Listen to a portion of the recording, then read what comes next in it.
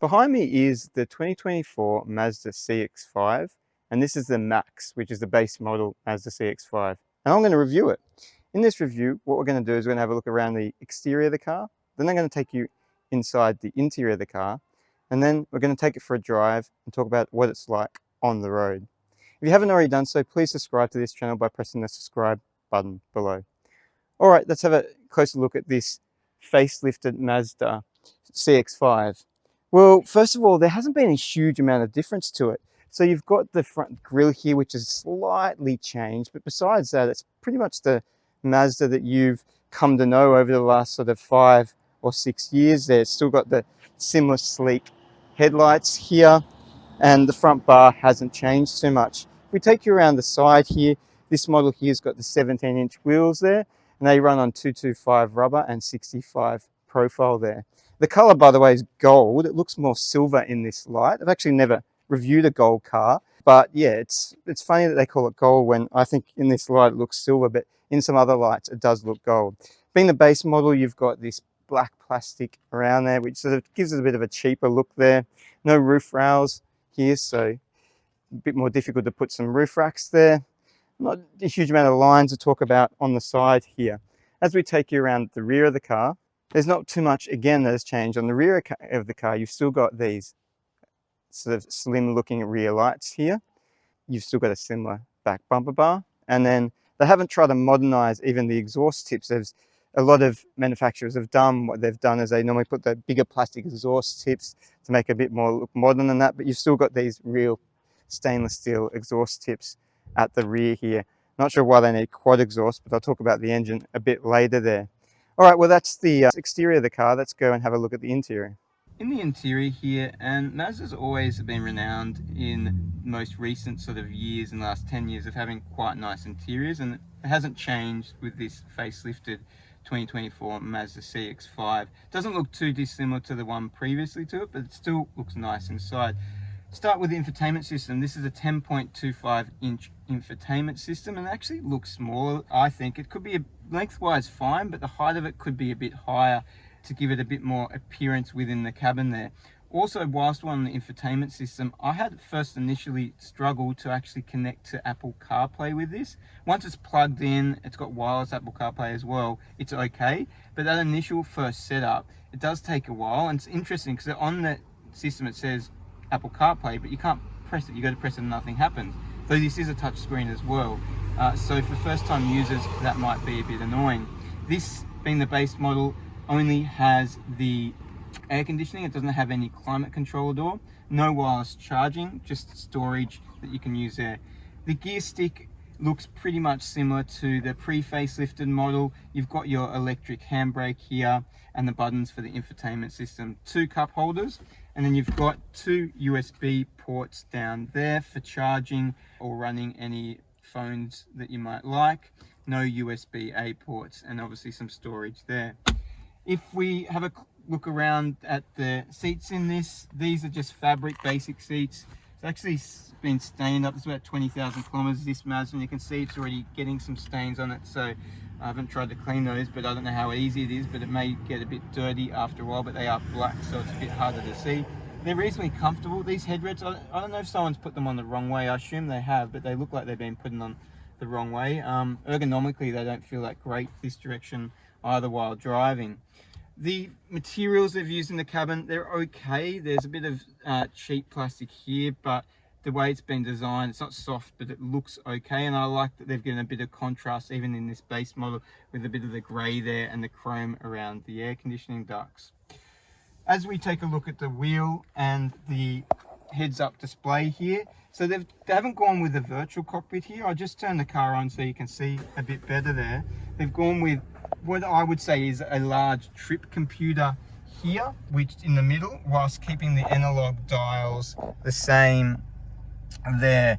So just quickly looking at, there's a few view changes there. What I found interesting is they've got the petrol or the fuel gauge twice. So if you can see there in the middle between where you've got your temperature and then your fuel, there's a little graphic there which shows your fuel, but then you've got the fuel gauge on your right there as well, so I'm not sure what was the thinking there.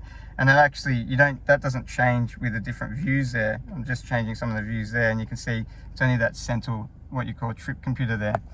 Now, the steering wheel on this, it's a good size. I find that doesn't have all the buttons that I'd like on the steering wheel though. So there's a few buttons missing, but I don't mind the size of this. The seats are also manual, they're not electric, at being the base model. All right, let's check out the rear of the car.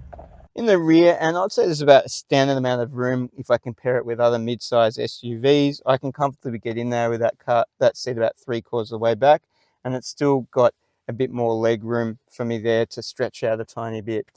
The drive shaft doesn't come up too high in this, so the middle seat is usable for some leg space. It still does come up a bit, but not too much. And the seats are still pretty comfortable in the back here. What's missing is the rear air conditioning ducts. So no rear air conditioning ducts in this base model. If you do go to the Maxx Sport, that will have the rear air conditioning duct. 2 map holders there if you want to store anything in the back. And then you've got, I think you've got a center here. Just pull it up. You do. Actually, there are no cup holders in the rear, in the back here either. So normally you've got cup holders there, but you've just got, it just comes down the middle and doesn't give you any cup holders, which normally in these days, pretty much most cars have cup holders there. Headspace, I've got enough headspace in here, and you've got some small storage pockets on the side here. This saw a small bottle of water. Again, a tiny bit of contrast in the rear here with different materials there, but looking a bit basic in the rear.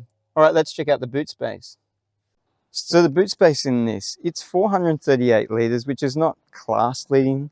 It's okay, but it's not a massive boot there. In the back here, you've actually got a space saver wheel, and then there's some more storage underneath there if you are struggling for space here. You've got a cargo net here, and there's no sockets for charging or anything like that that I can see in the rear at all there. This, being the base model again, doesn't have any automatic close. That's where it would be for the higher models. It's just a manual close here. All right, let's take the car for a drive and find out what it's like on the road. So driving the Mazda, well, I've actually reviewed a 2020 Mazda CX-5 before, so it's definitely not the first time I've been driving a Mazda CX-5. If you want to see that review, that should be popping up just above me now.